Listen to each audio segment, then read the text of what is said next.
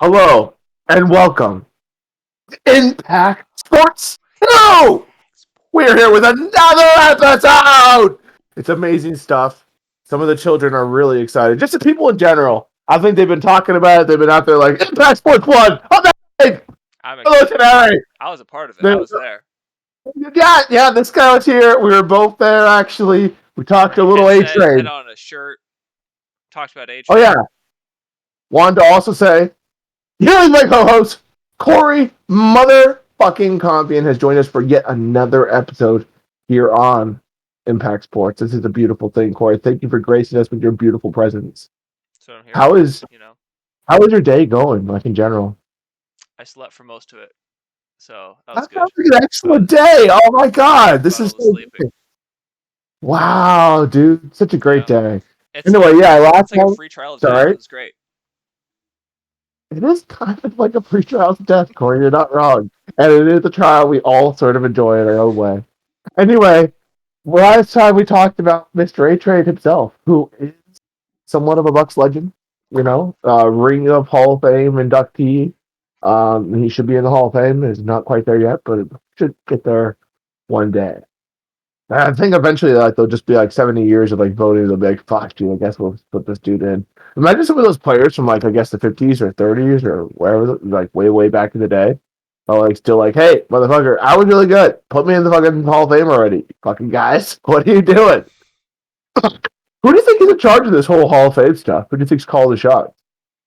It's got to be the NFL administration, right? But like, it's got to be like a lot of different Like parties. I feel like besides just that, like, don't the players get a say? so I was gonna ask, who votes? Is it players? Is it fans? Is it coaches? Who I votes for don't that? think it's fans. I don't think fans really get much of a say. I think it's mostly like maybe ex players and like maybe like the NFLPA. I don't even know. Would Because be worth also looking into. It. because also it's the same thing with the Pro Bowl, right? Like mostly it's players vote and fans is like a 25% of the I don't vote know or who something like votes that. for the Pro Bowl, but it's been pretty bad. I feel like for multiple years. I feel like they don't really factor in people's positions. Like Lamonte David barely ever got into the Pro Bowl, and he's one of the premier linebackers in the NFL. So not sure what to say about all that. People, it doesn't seem like the Pro Bowl is quite. Um, it's kind of trash anyway. It shouldn't be the marker. Well, I because I feel like as a fan, you're looking at like your team, and then maybe you're like, oh, our guy sucks because he missed that tackle, but that dude over there on that team, he did really good against my team, so clearly we need to vote for him.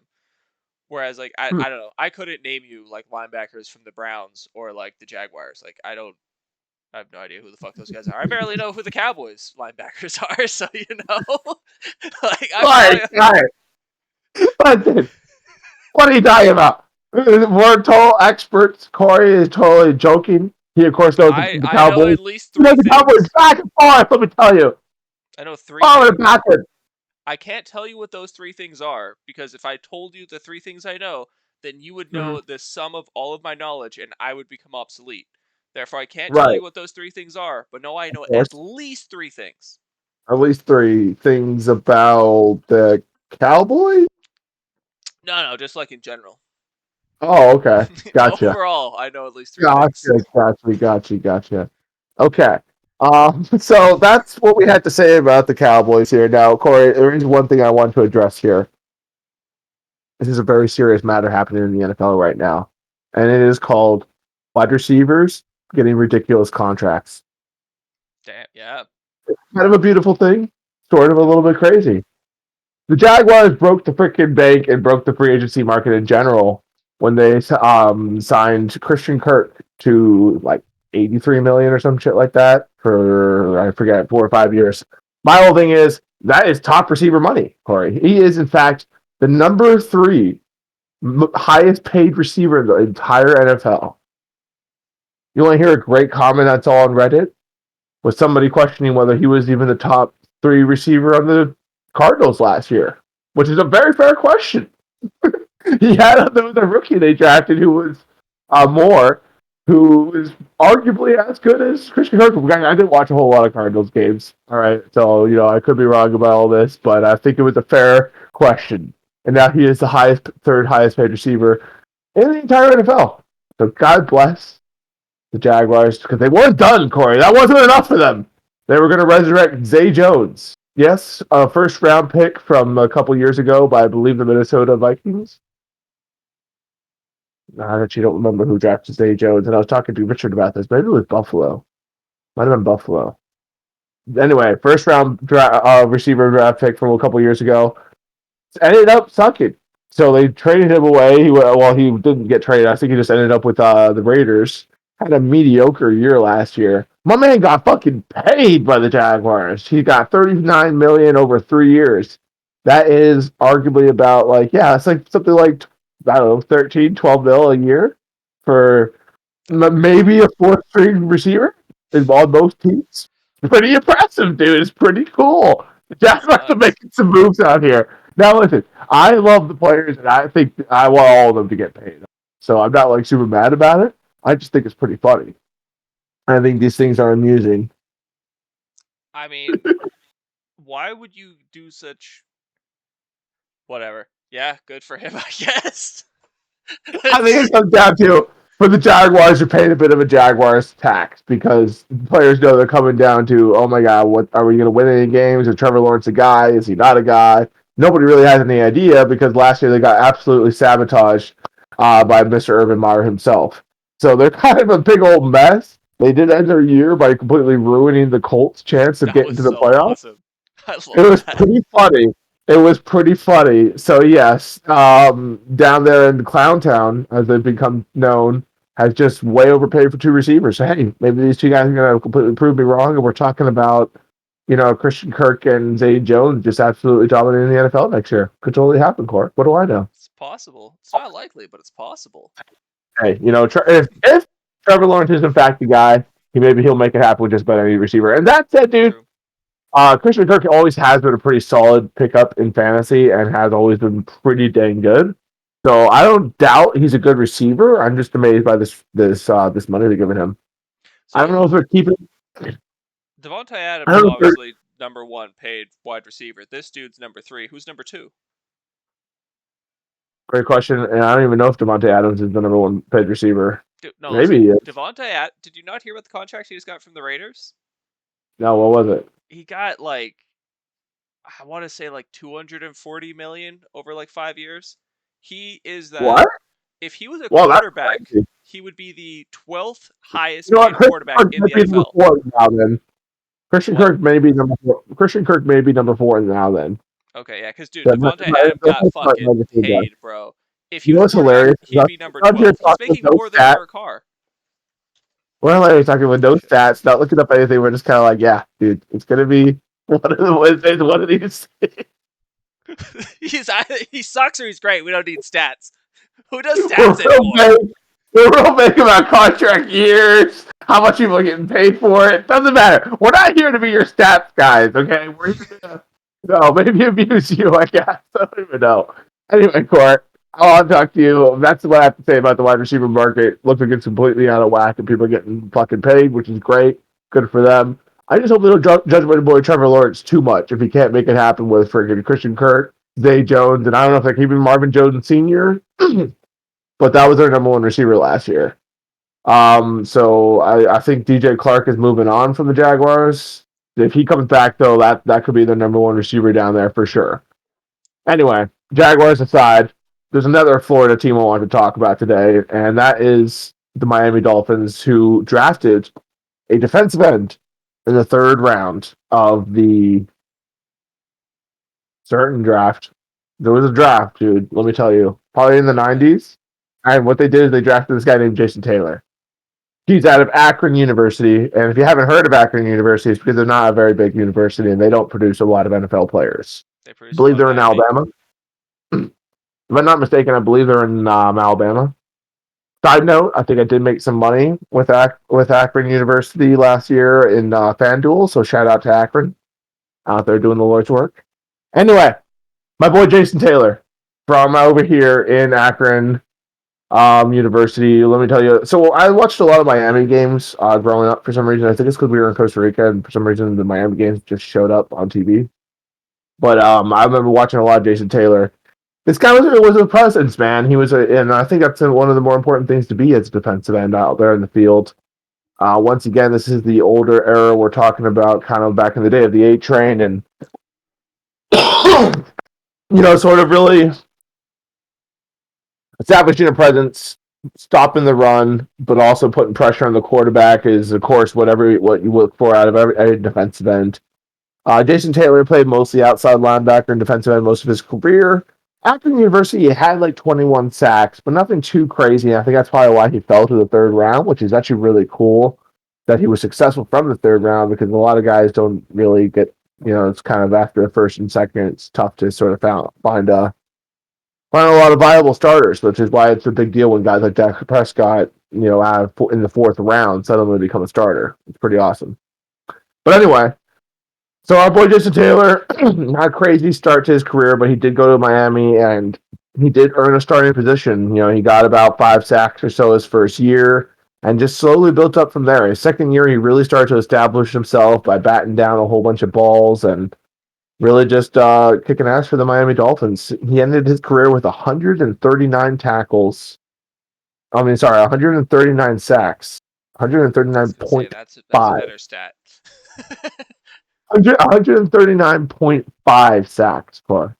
So he saved his last little sack with a friend, which is really just kind of the guy. Yeah. Really kind, really cool caring. looking dude.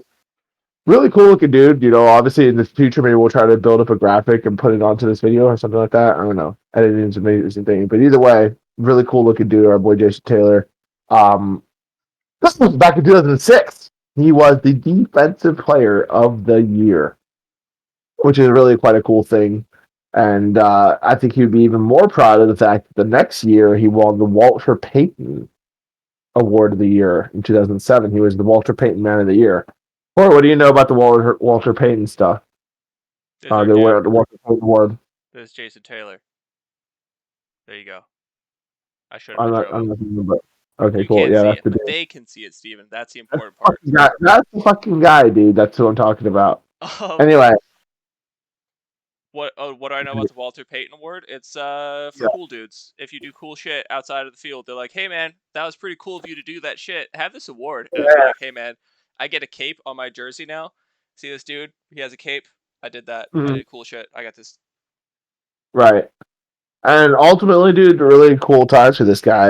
Good little 2-year span. 1 year he wins Defensive Player of the Year. Next year he's the Walter Payton Man of the Year. So good time for him. I think he ended with like some 47. Well, he was third or something like that, and forced fumbles and led all defensive linemen in return touchdowns as a defensive lineman. Led them in all defensive linemen in returned yards because he just had so many forced fumbles and he was picking these fumbles up and apparently running back in the goddamn end zone. So God bless him for that. Not only making sacks and stopping running backs, but also scoring. So yeah, total badass overall. One of the guys I grew up liking a lot. I liked his game. I liked defensive ends in general. They're out there doing the Lord's work, those guys. What do you have to say about our boy Jason Taylor, Core? You didn't really know much about him until today, huh? I sat here this entire time thinking he was white until I looked up the picture. So he is kind of white. He's Latin. Yeah, Well, I think I'll give him Latin maybe. Yeah, more Latin than anything. He's probably I'm gonna bring up the picture again so that the people can decide. Is this guy Latin, white, black, mix? You decide. Whatever you choose, though, you're wrong. You're wrong for choosing that, and I'm the only one that's right. Absolutely wrong, and we can't believe you thought about that. In fact, I can't believe you said that. Oh my god. Yeah, so I think a player who I kind of like similar to Jason Taylor nowadays, I want to say JJ Watt, but JJ Watt's more of a kind of interior beast sort of guy, kind of came through there. Where I feel like Jason Taylor is more of a speed guy, so maybe more like a Chandler Jones will be a good comparison.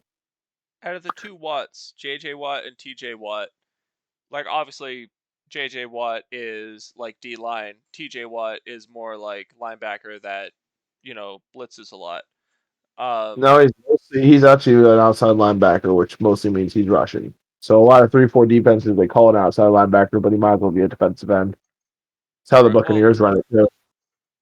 So I have a friend that's a Buccaneers fan, or a Steelers fan, and he was like, "Nah, man, he needs to get the defensive player of the year because he had like a ridiculous amount of sacks, and Yeah, he valid drops argument. into coverage like at least 50% of the time."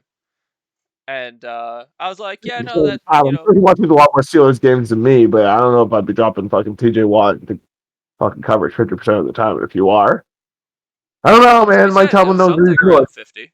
Let me look it up." That sounds a But little crazy. I think they have a third brother, right? Also on the Steelers that does like special teams and shit. There's another Watt brother. He's a fullback.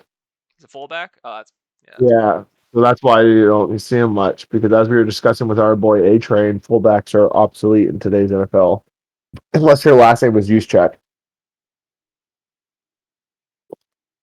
And Corey, speaking of Mr. Juszczyk, did you know that he went to Stanford University? Stanford University. Stanford University, Corey. The Nice. Cardinals. He's a smart boy.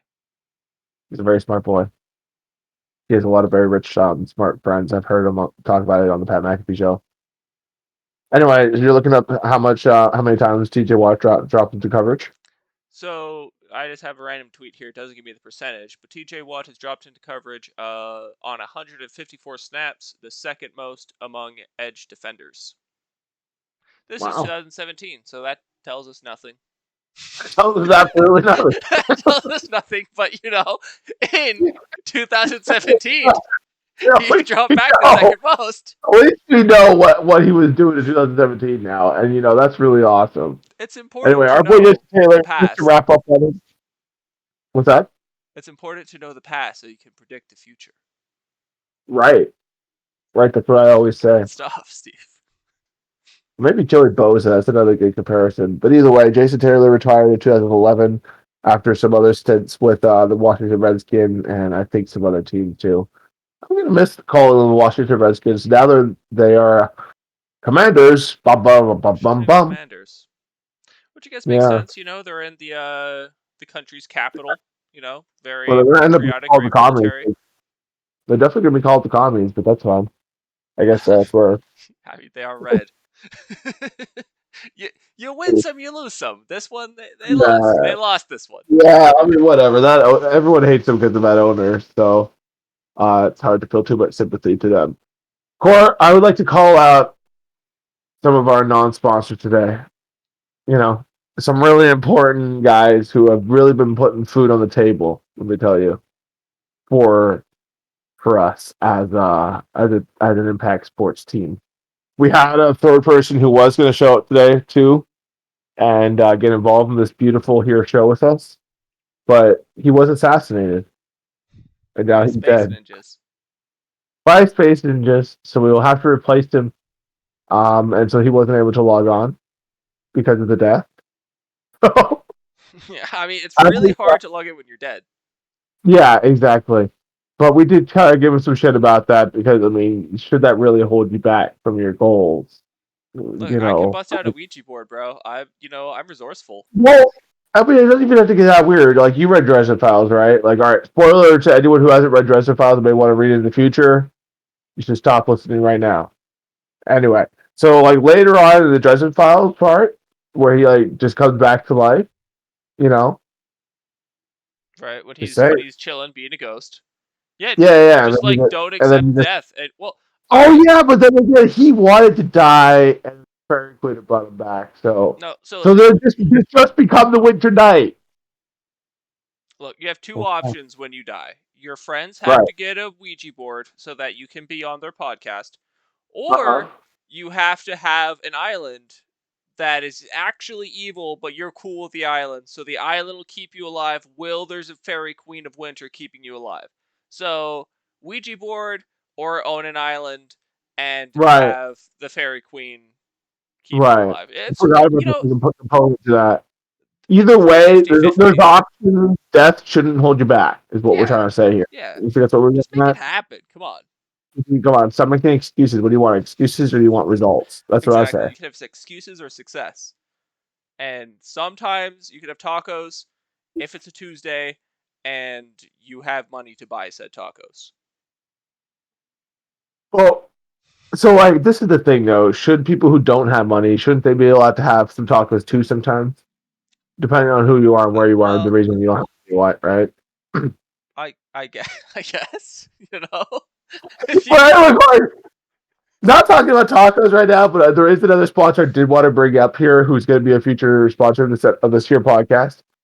Now, they're already a sponsor of many other podcasts. It's just how I heard about them and how they came into my life.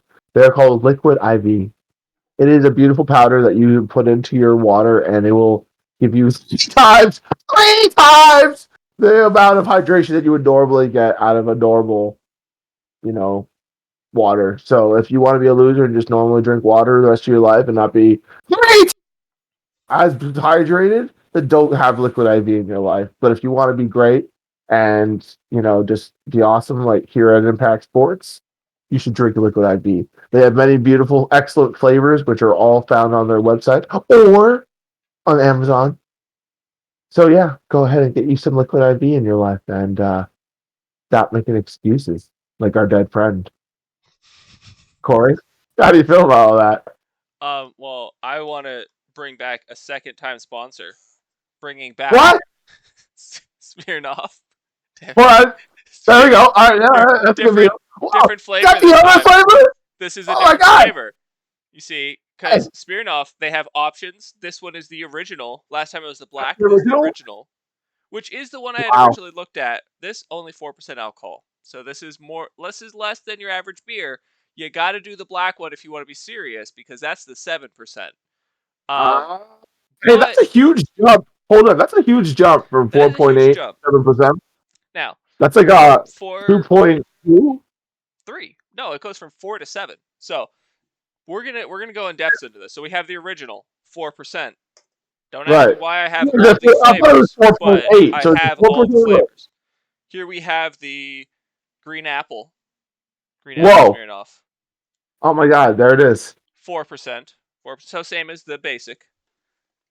Jeez. This one, I believe, is the raspberry something, or Raspberry Crush, I believe. Yeah, it's Raspberry Crush. It is Raspberry Crush. Another 4%. No way. And then we have the black that we saw earlier, which is indeed 7%. And so now you know. How does this come into your life? You don't seem like as much Smirnoff guy, as you mentioned. Actually, your first here interaction that we had earlier. I have my own Bounty Gate, but it's Beer Gate. So every time somebody scores a touchdown, they get a beer. If I score the touchdown, then my entire offensive line gets a beer. If my defense gets an interception or a sack, they get a beer. Or no, not a sack, an interception or a fumble, because sacks, I don't care. Yeah, they're important. I know they are, but I'm just not going to give you 4 beers a game, bro. That's not how this works. And my coach / quarterback does not drink regular beer, so he requested Smirnoffs. So I purchased a plethora of Smirnoffs that I will give to him whenever he inevitably scores touchdowns. I also have a plethora of iced teas for my non-alcoholic teammates, which is a surprisingly high number, but I'm okay with, because iced tea is cheaper than beer. The resourceful man right there, Corey. And you know what? Shout out to Smirnoff for sponsoring this podcast and really just bringing it home for us, putting food on the kids food on the table. The kids. We do that too sometimes. Whatever. Anyway, so I like to call out our last sponsor once more, and this is a returning sponsor for us, Taquitos. Taquitos! One of the more amazing chips you can find out there on the market, sir. Do you want to eat a bag of chips that may or may not kill you? Taquitos is the one for you. Yeah! It's the one for you, let me tell you. Some of the more amazing Mexican sauce that you could possibly put on chips somehow. These things, I don't know what the fuck is even on this fucking sauce, dude, but let me tell you, it's amazing. Salt. Those are the other chips you can have. Now, here at Impact Sports, we recommend a spotter. Much like when you're going to bench press, you're 300 pounds and up, you're going to want a spotter for that, man. It's just safer. That is how we recommend you eat your taquitos as well, with another bag of chips that is not spicy. Recommended. I mean, I'm a crazy guy, so I do like a little Cajun spicy in there, or maybe like a little bit of queso, which some people can consider spicy. Either way, don't go too spicy. mix it in with your taquitos, enjoy your life. That's how I get down. And they're a very excellent sponsor for us here at Impact Sports. Corey, this has been a great podcast. We've discussed how Christian Kirk got way overpaid, but God bless him, and we're happy for him. We discussed how Zay Jones got way overpaid, but God bless him, and we're happy for him. We discussed how Trevor Lawrence will probably be judged in his second year here on about whether he could throw the ball to these hobos and make the NFL offense happen. And Corey, we discussed the legend of Jason Taylor, who is an NFL, who, let me tell you, is a 2007 Hall of Fame inductee in his first year of eligibility. So they didn't fuck around by getting this guy to the Hall of Fame because 139.5 sacks is a lot of sacks. It's all sacks. That means he was in those quarterbacks' faces a lot of times, letting them know it wasn't okay, whatever they were applying to. Yep. And that's why he was covered here in our second episode. We may or may not have another person with us for Impact Sports 3. You know, it is exciting. Exciting times. And have any closing statements for the people, Corey? Yes. If you, going back to what you're saying about having a spotter more than 300 pounds, that only makes sense if you are 300 pounds. You should have a spotter if you're anywhere within like 70 to 80% of your body weight and above. Because if you're 100 pounds and you're bench pressing 100 pounds, that can still kill you. So if you're doing even 80 pounds, probably get a spotter involved. If you're 200 pounds, I appreciate whenever you you're going back benching and 170, get a spotter involved. Thank you for clearing that up. That is very true. Here at Impact Sports, we do not recommend that you die on the bench press because you will look like an idiot. Yeah, it's gonna be embarrassing. You're gonna have It's to gonna be shuffle the weight off, or roll it onto your stomach. I saw a video of a dude trying to shuffle it off, dude. It gave me so much anxiety. It was 2 minutes long. It was very, very stressful for me. Yeah, no, don't do it. Just get a spotter. I wanted to not watch because I was is he gonna fucking die? So I had to finish the video, but I was nervous the whole time. Let me tell you. It's true. It's true.